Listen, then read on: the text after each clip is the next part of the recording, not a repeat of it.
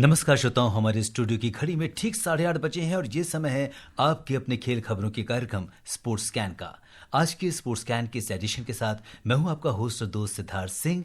तमाम खेल खबरों पर विस्तार से चर्चा के लिए हमारे साथ स्टूडियो में मौजूद हैं वरिष्ठ खेल पत्रकार उत्तरा गणेशन।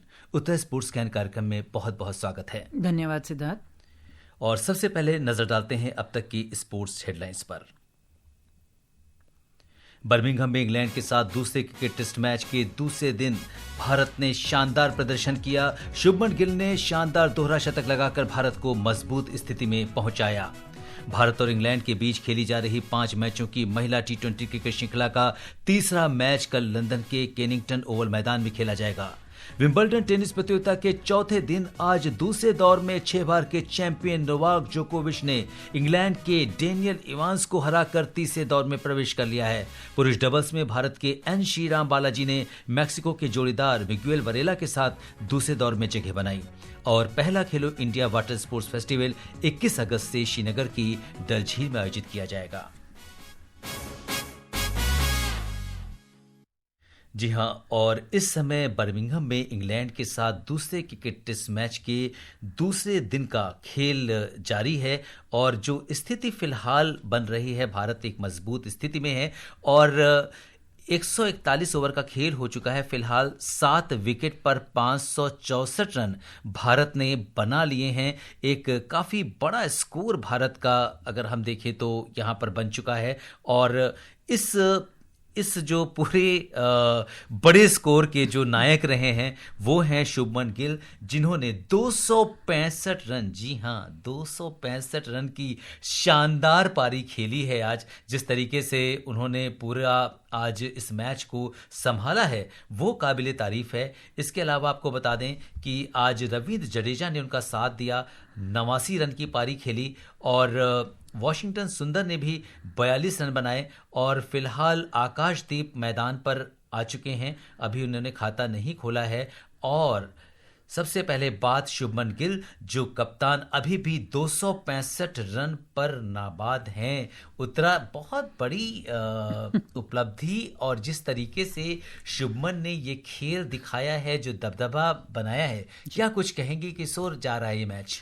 देखिए, जितना रन बना है उसमें अभी दूसरा ही दिन है, इस हिसाब से तो भारत की ही तरफ जाता लग रहा है।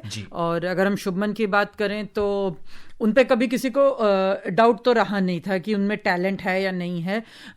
बीच में स्पेशली ODIs में उनका थोड़ा सा फॉर्म ज़रूर गड़बड़ हुआ था, पर उनसे कभी ये किसी ने ये नहीं कहा था कि वो कभी कि उनका फॉर्म खराब है तो वो खिलाड़ी खराब हैं। हमेशा उनको एक भावी कप्तान के रूप में और एक फ्यूचर लेजेंड के ही रूप में उनकी बात की गई है। जब वो जूनियर में खेल रहे थे तभी से लगातार उनकी बात की जा रही है।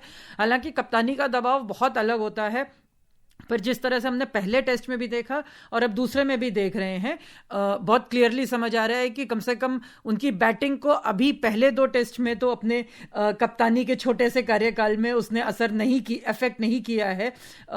जितना प्रेशर होता है भारत में किसी भी क्रिकेट कप्तान के ऊपर, और आप इंग्लैंड जैसी सीरीज के लिए गए हो, टेस्ट मैच है, तो अभी तक तो कम से कम उन्होंने उसको अपनी बैटिंग पे हावी होने नहीं दिया है। और जिस तरह से चल रहा है, मुझे लगता है अगर साथ में खेलने वाला खड़ा रहे तो 300 भी वो टच कर सकते हैं। बिल्कुल, तो बहुत बड़ी उम्मीद है। और जैसा कि ये कहावत भी है कि फॉर्म इज टेम्परेरी और क्लास इज परमानेंट, तो आज का जिस तरह का खेल शुभमन गिल ने दिखाया है, फिलहाल 266 रन बना चुके हैं और एक भारत बड़े स्कोर की ओर बढ़ता दिखाई दे रहा है। फिलहाल 5 मैचों की श्रृंखला में इंग्लैंड 1-0 से आगे है। और जो इंग्लैंड के गेंदबाज हैं उनके प्रदर्शन पर नजर डालें तो क्रिस वोक्स ने 2 विकेट लिए हैं, ब्राइडन कार्स ने 1, जॉश टंग ने 1, बेन स्टोक्स ने 1, शोएब बशीर ने 1 और जो रूट को 1 विकेट हासिल करने की सफलता मिली है। और प्रधानमंत्री नरेंद्र मोदी अपनी यात्रा के दूसरे चरण में त्रिनिदाद और टोबैगो के लिए रवाना हो चुके हैं। और यहाँ पर हमारे लिसनर्स को हम ये बता दें कि जो त्रिनिदाद और टोबैगो हो, वो ना सिर्फ बाकी चीज़ों के लिए जाना जाता है, अपनी खूबसूरती के लिए जाना जाता है, बल्कि वहाँ टोबैगो की राजधानी पोर्ट ऑफ स्पेन में स्थित क्वींस पार्क ओवल मैदान ये बहुत इंपॉर्टेंट हिस्टोरिकल प्लेस है, क्योंकि इस मैदान ने भारतीय क्रिकेट खिलाड़ी सुनील गावस्कर का जिस तरह से उदय देखा और वेस्ट इंडीज के ब्रायन लारा के लिए इस मैदान में जिस तरह की आधारशिला रखी गई, ये एक खास बात है जो हम अपने लिसनर्स के साथ शेयर करना चाहते थे।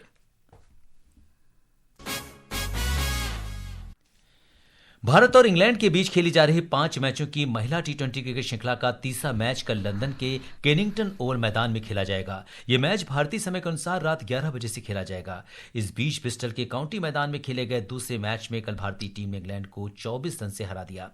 इस जीत के साथ भारतीय टीम ने 5 मैचों की महिला टी20 क्रिकेट श्रृंखला में 2-0 की बढ़त बना ली है। अगर टीम इंडिया कल का मैच जीत जाती है तो वो पहली बार इंग्लैंड के खिलाफ टी20 सीरीज को अपने नाम करेगी। सुनते हैं स्पोर्ट्स डेस्क की यह खास रिपोर्ट। टीम इंडिया इस समय इंग्लैंड दौरे पर है, जहां एक तरफ पुरुष टीम इंग्लैंड के खिलाफ 5 मैच की टेस्ट सीरीज खेल रही है, वहीं महिला टीम भी टी20 सीरीज में अपना दमखम दिखा रही है। टीम इंडिया ने इंग्लैंड के खिलाफ 2 टी20 मैच खेले हैं और दोनों में उन्होंने जीत दर्ज की। अब इन दोनों टीमों के बीच तीसरा टी20 मैच लंदन के कैनिंगटन ओवल में कल खेला जाएगा। इस मैच में टीम इंडिया की निगाहें एक खास उपलब्धि को अपने नाम करने पर होगी। अगर टीम इंडिया तीसरे टी20 को जीत जाती है तो वो पहली बार इंग्लैंड के खिलाफ टी20 सीरीज को अपने नाम करेगी। अभी तक टीम इंडिया इंग्लैंड के खिलाफ एक बार भी टी20 सीरीज नहीं जीती है। टीम इंडिया के लिए इस सीरीज में अच्छी बात ये है कि उनके सभी खिलाड़ी शानदार फॉर्म में हैं। उम्मीद है कि टीम इंडिया कल ओवल मैदान में इतिहास रचने की कोशिश करेगी। Jaya Bharti, sports scan.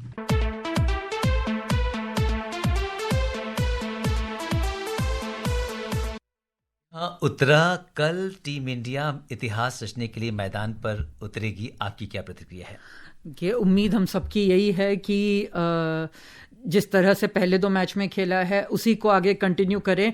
Batting हमारी बहुत अच्छी जा रही है, हालांकि दोनों ही मैच में थोड़ी सी शुरुआत में हल्का सा वॉबल हुआ था, लेकिन फिर उसके बाद संभाल के आगे लेके गए हैं और उसके बाद गेंदबाजों ने जिस तरह से कमबैक किया, तो उम्मीद यही है कि 5 मैच हैं, तीसरा मैच भी जीतेंगे तो बाकी जो 2 मैच हैं उसमें आप एक्सपेरिमेंट भी कर सकते हैं, आप फ्री होके खेल सकते हैं। हालांकि जिस तरह का जो मेंटालिटी है इस टीम में, कम से कम मुझे नहीं लगता कि 3 के बाद वो ढीले पड़ेंगे, वो 5-0 के लिए ही जाएंगे। पर इंग्लैंड को कम आंकना थोड़ा सा खतरनाक हो सकता है, क्योंकि जिस तरह की वो टीम है, जिस तरह का उसमें एक्सपीरियंस है, हालांकि उनके कप्तान नहीं खेलेंगी तो वो थोड़ा सा उनके लिए झटका है इंजरी के बाद। पर इंग्लैंड, ऑस्ट्रेलिया, जो 2 ऐसी टीमें हैं विमेंस क्रिकेट में जिनको कम आंकना बहुत बड़ी गलती हो सकती है। बिल्कुल, तो हम सब की निगाहें कल इस टूर्नामेंट पर लगी होंगी। बिहार के राजगीर में अगले महीने 29 अगस्त से होने वाली एशिया कप हॉकी चैंपियनशिप में पाकिस्तान की टीम भी हिस्सा लेगी। हॉकी एशिया कप का 12वां संस्करण नालंदा जिले के राजगीर में खेला जाएगा। सुनते हैं हमारे संवाददाता की ये रिपोर्ट।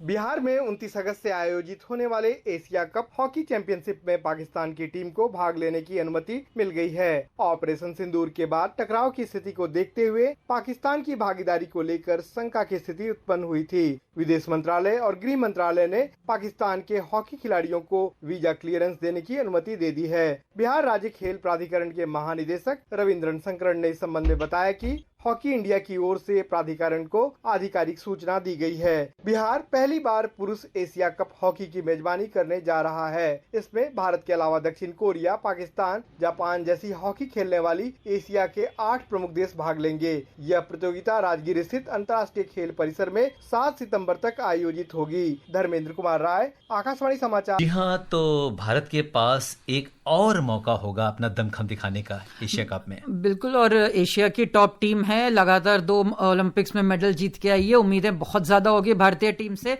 और पाकिस्तान के आने से थोड़ा सा इंटरेस्ट, थोड़ा नहीं मेरे हिसाब से काफी इंटरेस्ट बढ़ेगा, क्योंकि लगातार उस पर सवाल उठाए जा रहे थे। और भारत पाकिस्तान चाहे टीमों में कितना भी अंतर आ जाए लेवल में या जो भी है, पर इमोशन के हिसाब से देखा जाए तो भारत पाकिस्तान हमेशा स्पेशल होता है।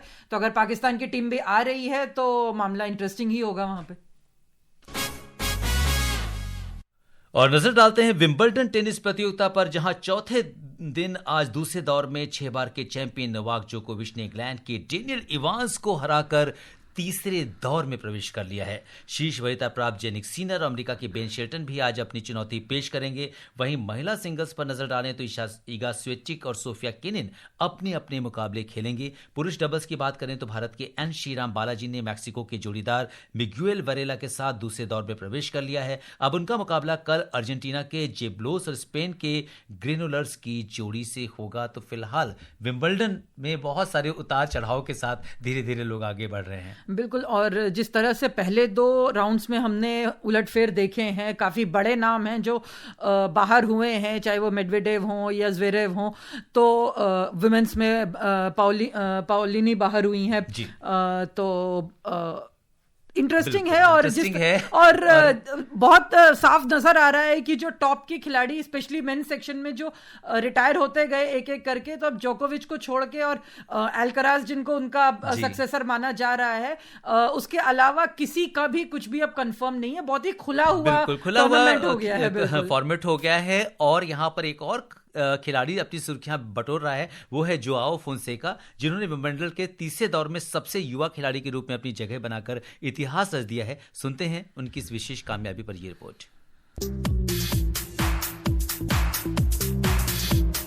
ब्राजील के 18 वर्षीय जोआओ फोंसेका ने विंबलडन के तीसरे दौर में पहुंचकर इतिहास रच दिया है। 3 घंटे से ज्यादा समय तक चले एक रोमांचक मुकाबले में फोंसेका ने अमेरिका के जेनसन ब्रुक्सबी को 6-4, 5-7, 6-2, 6-4 से हराया। अपने करियर के सिर्फ चौथे टूर लेवल इवेंट में फोंसेका ने अपनी उम्र से कहीं ज्यादा परिपक्वता दिखाई। मैच 3 घंटे से ज्यादा चला और फोंसेका ने 50 विनर्स लगाकर दर्शकों को रोमांचित किया। उनकी जीत ने उन्हें 2011 में बर्नार्ड टॉमिक के बाद विंबलडन में तीसरे दौर तक पहुंचने वाले सबसे कम उम्र का खिलाड़ी बना दिया। फोंसेका का अगले दौर में मुकाबला निकोलस जेरी के साथ होगा। Neha Goswami, sports can.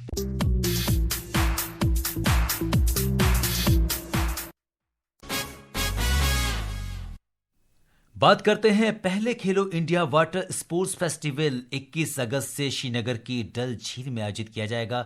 इसकी घोषणा केंद्रीय युवा मामले और खेल मंत्री डॉक्टर मनसुख मांडविया ने की। ज्यादा जानकारी के लिए सुनते हैं ये रिपोर्ट। कितनी खूबसूरत ये तस्वीर है, मौसम बेमिसाल बेनजीर है, ये कश्मीर है, ये कश्मीर है। श्रीनगर के खूबसूरत डल झील 21 अगस्त से खेलो इंडिया वाटर स्पोर्ट्स फेस्टिवल की मेजबानी करने को तैयार है। 3 दिवसीय फेस्टिवल में 5 खेल होंगे, जिसमें कयाकिंग और canoeing, rowing, water skiing, shikara race और ड्रैगन बोट शामिल होंगे। प्रतियोगिता में 36 राज्यों और केंद्र शासित प्रदेशों के 400 से अधिक खिलाड़ियों के भाग लेने की उम्मीद है। श्री मांडविया ने कहा कि यह खेल सरकार की प्रतिबद्धता और खिलाड़ियों को राष्ट्रीय स्तर पर नए अवसर प्रदान करने का प्रमाण है। उन्होंने कहा कि एशिया में वाटर स्पोर्ट्स में भारत अच्छी स्थिति में है। डल झील में खेलो इंडिया वाटर स्पोर्ट्स फेस्टिवल उभरती प्रतिभाओं को सामने लाने और उन्हें अंतर्राष्ट्रीय आयोजनों के लिए तैयार करने में मदद करेगा। करिश्मा राय, स्पोर्ट्स कैन। जी हाँ उत्तरा, जो पहले खेलो इंडिया वाटर स्पोर्ट्स फेस्टिवल का आयोजन हो रहा है वो भी श्रीनगर की डल झील में, कितना बड़ा एक्सपीरियंस होगा खिलाड़ियों के लिए और भारत की जो स्थिति है वो किस तरह से होगी? देखिए, इसमें 2 चीजें हैं। एक तो ये कि बहुत से लोगों को नहीं पता कि ओलंपिक्स में सबसे ज्यादा मेडल जो है वो वाटर स्पोर्ट्स में है। स्विमिंग अकेला ऐसा स्पोर्ट है जिसमें एक खिलाड़ी 10-10 मेडल जीत सकता है। तो ओलंपिक की तैयारी के हिसाब से देखा जाए तो ये बहुत बड़ा कदम है। दूसरी चीज जो लगातार हम कहते हैं कि श्रीनगर को बाकी देश से जोड़ने का एक तरीका है, तो ये लोगों को बताने का एक तरीका है कि श्रीनगर कितनी खूबसूरत जगह है। और श्रोताओं, अब समय हो चला है आपसे विदा लेने का। कल फिर मिलेंगे कुछ और ताजा खेल खबरों के साथ। उत्तरा, आप हमारे स्टूडियो में आई, तमाम खेल खबरों पर हमसे चर्चा की, इसके लिए आपका बहुत बहुत धन्यवाद और आभार। धन्यवाद श्रोताओं, इसी के साथ अनुमति दीजिए स्पोर्ट्स कैन की पूरी टीम के साथ मुझे यानी सिद्धार्थ सिंह को नमस्कार, शुभ रात्रि।